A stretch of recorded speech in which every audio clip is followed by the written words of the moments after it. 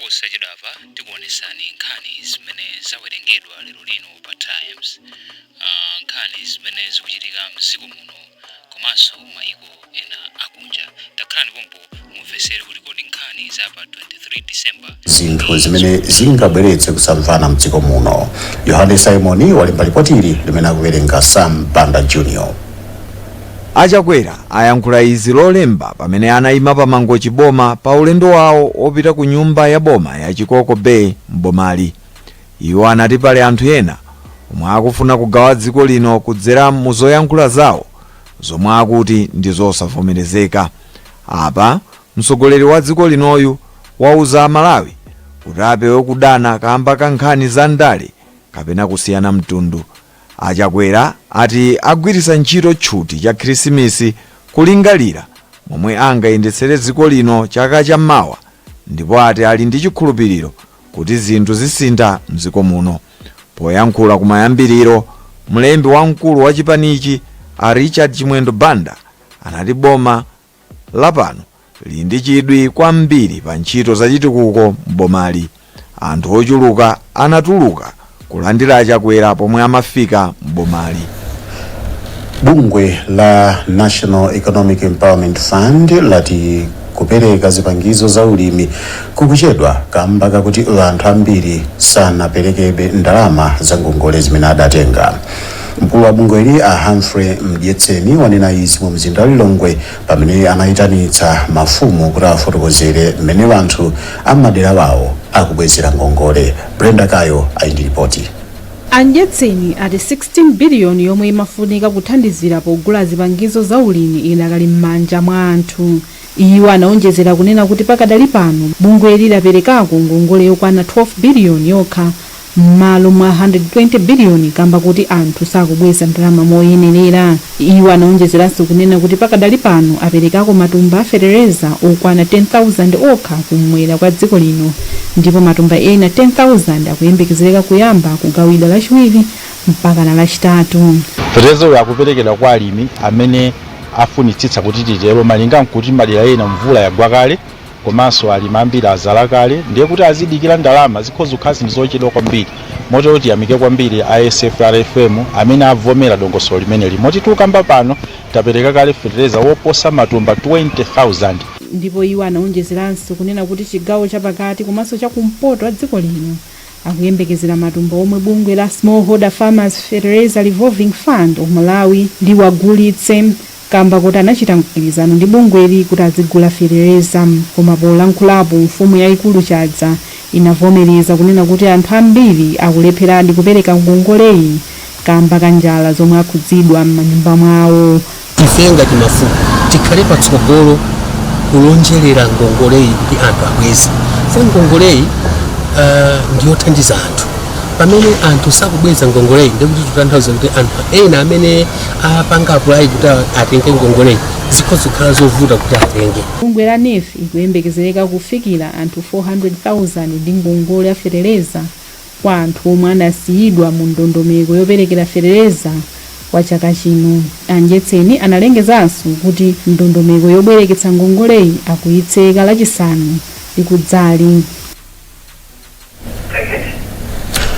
Sukulu za aphunzitsi za Domasi ndi Nalikule zati zisula aphunzitsi okwana 336 kuchokera msukulu za sekondale zimene sizaboma ndi madigiri kupyolera pa maphunziro apa intaneti. Izi zikutsatira mgwirizano umene ulipo pakati pa boma ndi bungwe limene likuyimirira sukulu zimene sizaboma la Independent Schools Association of Malawi. Daniel Zimba wadza ndi ripotili.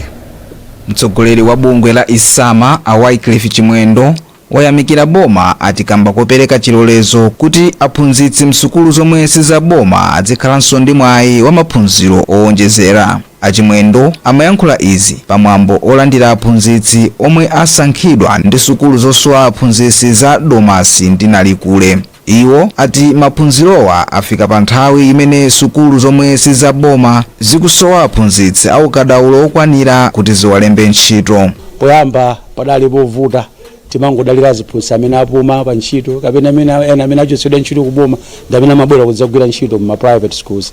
Koma pale pano tinawo athu amene tikutha kumaphunzitsa nchonga choti aphunzitse m'masukulu mwathu. Pa aphunzitsi 336 omwe asankhidwa, 184 apita ku sukulu ya Domasi ndipo ena 152 ku sukulu ya Nalikule. Mawu ake mmodzi mwa akuluakulu ku sukulu ya Domasi College of Education Angel Yambeni walimbikitsa aphunzitsi omwe asankhidwawa kuti agwiritse bwino ntchito mwayi omwe apatsidwawo, ndipo a Blessings Chimwatso ndi mmodzi mwa aphunzitsiwa. Program imene ndimayembekeza ndithu kwambiri foti skulu zimene zinoti sizaboma zinali ngati kuti simathopeza mwina nawo mwayi ngati umene kuti munthu uthopeza degree, koma chifukwa chakubwera umene kuku tikhaso nafe ndi mwayi danga one kuti thopeza degree yabwino ndithu kuchokeraso kwa akadauloso ochokeraso kuboma.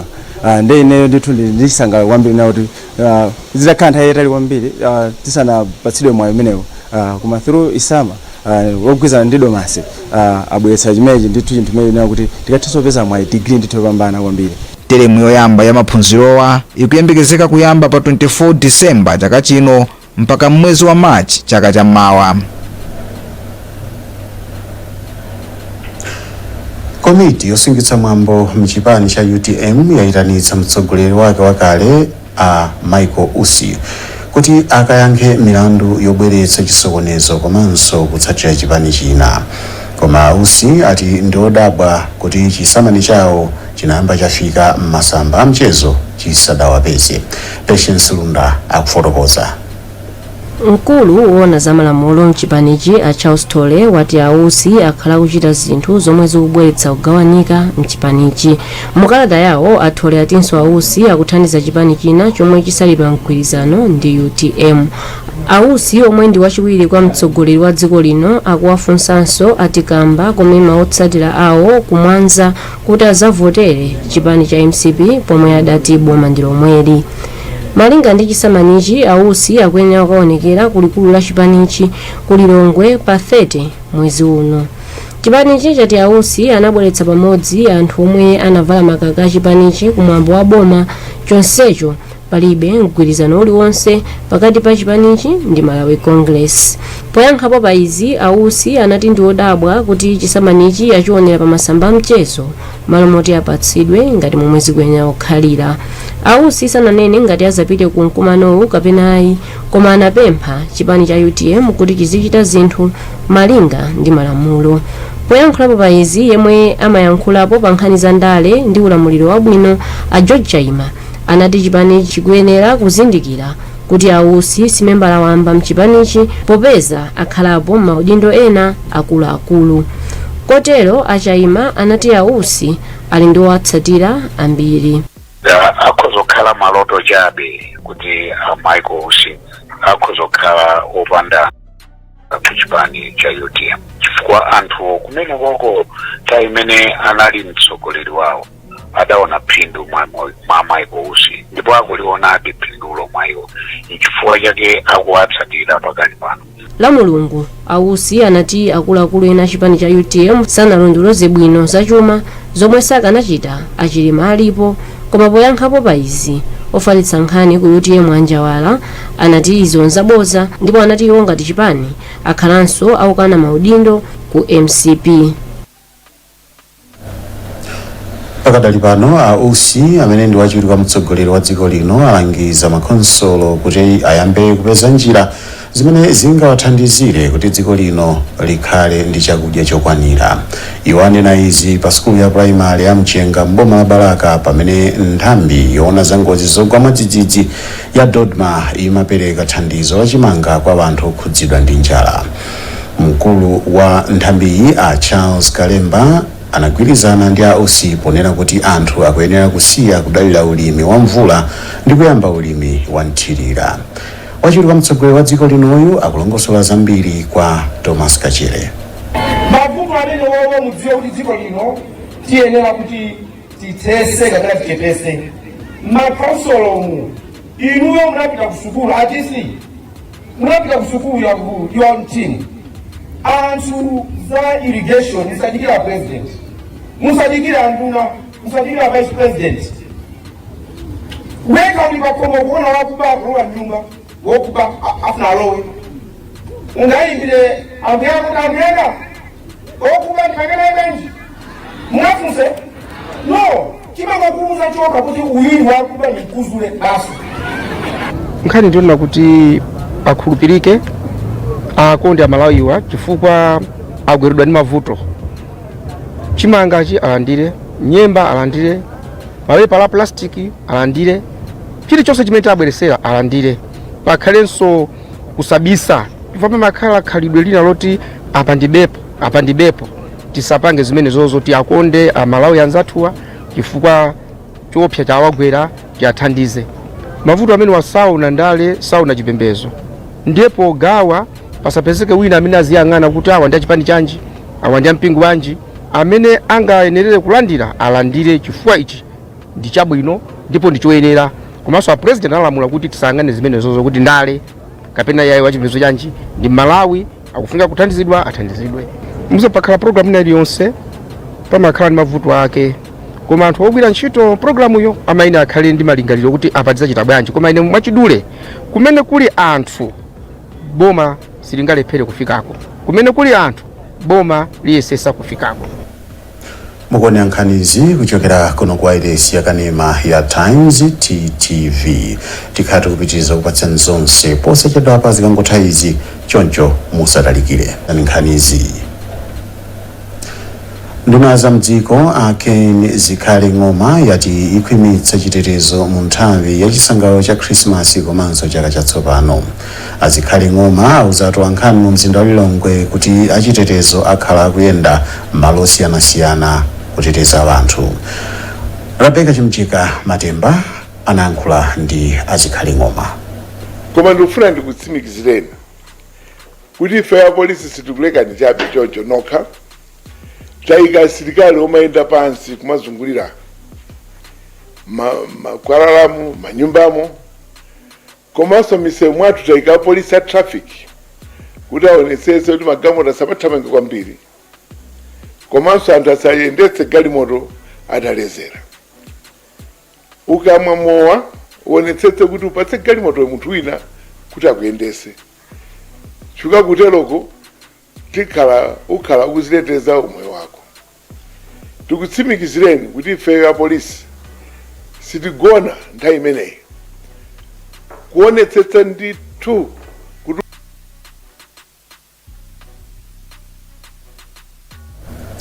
nduna za mdziko aken zikhale ng'oma. Bwalo la magistrate ku Blantyre latulutsa pa belo phungu wa chipani cha Democratic Progressive wa dera la Mulanje Bale a Victor Musowa. Apolisi ku Blantyre anamanga Musowa lolemba mmawa poganizira kuti anayankhula mawu oyambitsa mpungwepungwe pa msonkhano wa chipanichi ku Ndirande mu mzinda wa Blantyre pa 15 mwezi uno. Polankhula mmene amapereka chigamulochi Chief Resident Magistrate Paul Chiwocha anati mbali ya boma pa mlandu yakanika kufotokoza bwino zifukwa zimene Musowa akuyenera kuti akhale omangidwa mpaka akuyenera kumangidwa pamene apolisi akufufuza mlandu. Iwo anatinso mbali ya boma sinafotokoze bwino zifukwa zimene apolisi anawamangira Musowa pamene kafukufuku pa nkhani anali asanamalizike.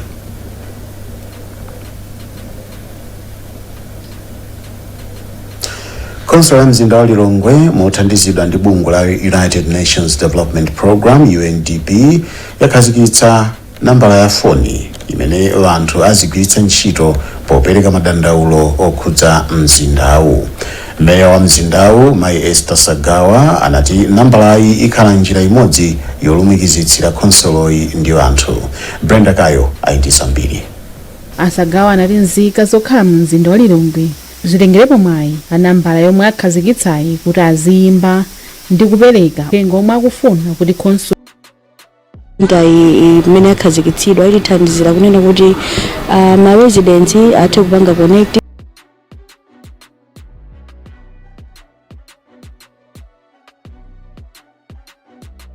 kulumikizana pa ntchito zofuna kutukula mzindawu. Nambalayi yomwe ndi 431212 izilumikizitsa mwaulere pa manambala onse a TNM ngakhale Airtel. Kampani yofulula mowa ya Castel yalemekeza ogwira ntchito wake okwana 67 powagulira katundu osiyanasiyana wa ndalama zokwana 200 million kwacha chifukwa chogwira ntchito ku kampani kwa zaka zochuluka. Polankhula pamwambo opereka mphatso ziko mzuzu, mkulu olemba anthu ntchito ku kampaniyi a Gloria Zimba anati kamba ka kuvuta kwa chuma anthu akumakhalira kusintha ntchito koma anthu 67 iwa akhala okhulupirika. Feston Malekezo wadza ndi ripoti. Azimba anati kugwira ntchito pa kampani imodzi kwa zaka zochuluka ndi chisonyezo cha kukhulupirika ndipo anthu otero akuyenera kuthokozedwa.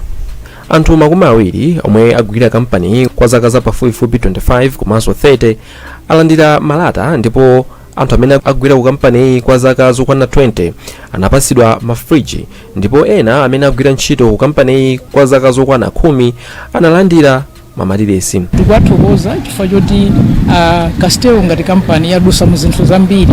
Inalipo nyengo ina imene kampani inafuna kutsekedwa chifukwa chosachipanga maprofit okwanira, koma chifukwa cha ma employees amene akuzipereka kulimbikira komanso kuyikapo mtima kwawo zapangisa kuti kampani ikhalepobe mpaka na lero.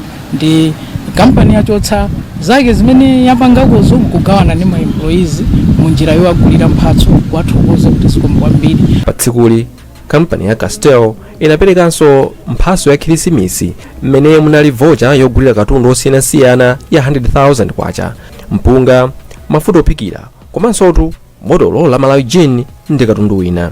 Nelson Khosa amene agwira ku kampani kwa zaka 20 ati kuti munthu ugwire ntchito ku kampani kwa zaka zambiri zimafunikira kudekha, kukhala ndi mtima wofuna kugwira ntchito komanso kulimbikira. Tatengera kupirira ndi kulimbikira ku department yomwe ndimachokera ku sales, kumatengera kwambiri kulimbana ndi ma figures kuti mugulitsa bwanji nanga chavuta ndi chani. Nthawi zonse timakhala ndi pressure, koma zimafunika kukhala munthu opirira komanso kukhala munthu maona kutsogolo kunena kuti kodi chomwe tifuna ndipange ndipeze ndi chani. Kumzuzu kampani yapereka mphatso kwa ogwira ntchito asanu ndi mmodzi amene akhala kutumikira kampani kwa zaka zambiri. Kampani yagulanso mayunifomu ampira wa miyendo komanso amanja oti ogwira ntchito ku Blantyre, ku Lilongwe komanso kumzuzu azigwiritsa ntchito.